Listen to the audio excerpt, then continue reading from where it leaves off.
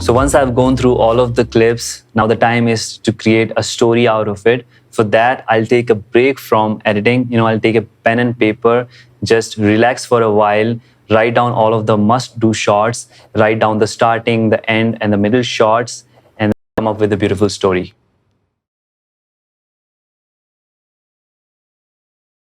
A video is made up of many mini stories. For example, like look at these two clips. In this first clip, she is just wishing for the snowfall, and in the next clip, the snowfall is actually happening. So if we combine these two clips, it's going to create a beautiful mini story out of it. So let me combine this together and let me play this for you.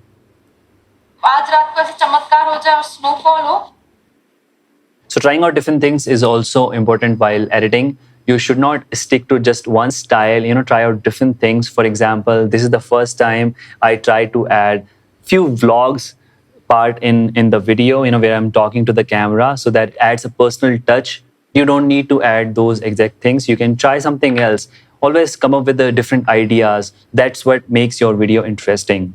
So to figure out the story, what you should do is to just sit down and think about all the must-do shots and just write it down.